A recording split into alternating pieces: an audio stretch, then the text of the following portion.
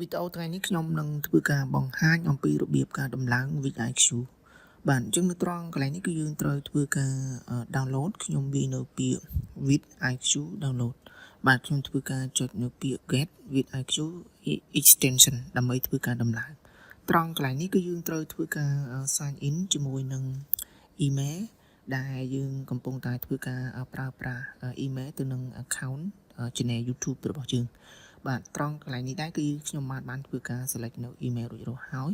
បន្ទាប់មកទៀតគឺយើងត្រូវធ្វើការចុចនៅត្រង់កន្លែងពាក្យ connect your channel បាទអញ្ចឹងកន្លែងនេះគឺខ្ញុំនឹងធ្វើការជ្រើសរើសនៅ email ដែលខ្ញុំបានធ្វើការប្រើប្រាស់បាទត្រង់កន្លែងនេះដែរគឺយើងត្រូវធ្វើការ select board with IQ can access បាទគឺយើងអាចធ្វើការជ្រើសរើសបាននៅត្រង់កន្លែង pro op select all បាទបន្តមកទៀតបើសិនជាករណីយើងធ្វើការ select all រួចរាល់ហើយយើងត្រូវធ្វើការជ្រើសរើសនៅពាក្យ continue បាទខ្ញុំធ្វើការចុចនៅពាក្យ continue បាទអញ្ចឹងនៅត្រង់កន្លែងនេះសម្រាប់ VidIQ កំពុងតែធ្វើការ getting your connect strategy ដើម្បីយើងធ្វើការ add extension ជាមួយនឹង channel YouTube របស់យើងបាទបន្តមកទៀតនៅត្រង់កន្លែងនេះគឺយើងអាចធ្វើការ text បានបើសិនជាករណីបងប្អូនមិនចង់ text ក៏មិនជាបញ្ហាដែរបាទអញ្ចឹងខ្ញុំនឹងធ្វើការ text ទៅលើ content មួយចំនួនទៀតដែលយើងអាចធ្វើការ text បានដែលខ្ញុំនឹងធ្វើការ text តាមរយៈការបង្ហាញ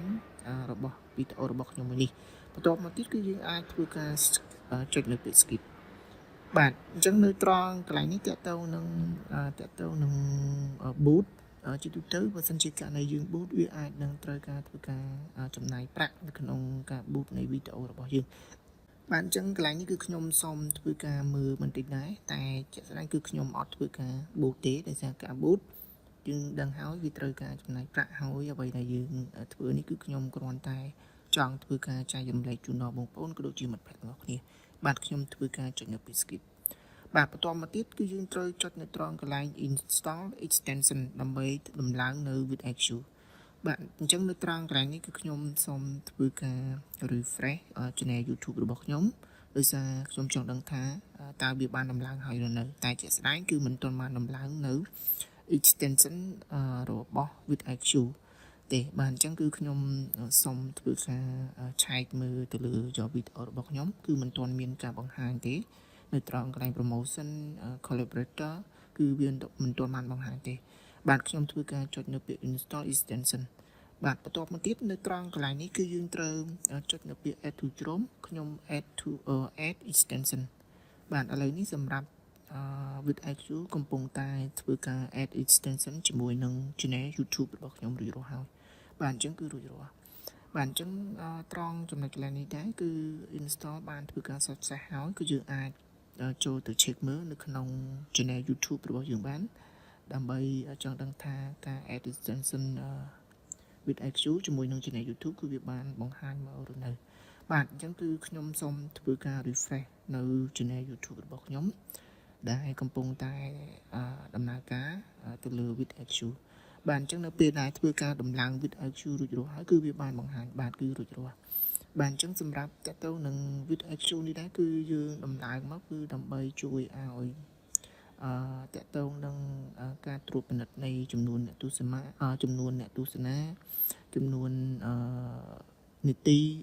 60នាទីឬក៏48ម៉ោងមានចំនួនប្រមាណដើម្បីយើងតាមដានទៅលើ channel YouTube របស់យើងបាទអញ្ចឹងសម្រាប់វីដេអូរបស់ខ្ញុំថ្ងៃនេះគឺខ្ញុំនឹងធ្វើការបង្ហាញអំពីរបៀបដំឡើងនៃ VidIQ ដែលខ្ញុំបាទទើបតែធ្វើការដំឡើងទៅក្នុង channel YouTube របស់ខ្ញុំដោយពីមុនមកគឺខ្ញុំមិនទាន់បានធ្វើការដំឡើងទេបាទអញ្ចឹងបើសិនជាបងប្អូនក៏ដូចជាមិត្តភក្តិទាំងអស់គ្នាចង់ធ្វើការដំឡើង VidIQ ចូលទៅក្នុង channel YouTube របស់យើងអាចធ្វើការទស្សនាតាមរយៈវីដេអូរបស់ខ្ញុំមួយនេះជាចុងបញ្ចប់នៃវីដេអូខ្ញុំបាទក៏សូមអរគុណដល់បងប្អូនក៏ដូចជាមិត្តភក្តិទាំងអស់គ្នាដែលតែងតែចំណាយពេលវេលាដ៏មានតម្លៃក្នុងការទស្សនានៃវីដេអូរបស់ខ្ញុំបានតាំងពីដើមរហូតដល់ចប់ហើយមួយវិញទៀតបើសិនជាស្រឡាញ់នឹងចូលចិត្តរាល់ការចែករំលែករបស់ខ្ញុំ កុំភ្លេចជួយធ្វើការចុចជាវនៅ Channel YouTube របស់ខ្ញុំមួយផងដែលមានឈ្មោះថា Kim Kosal ជួបគ្នានៅវីដេអូក្រោយអរគុណច្រើនជម្រាបលាបាយបាយ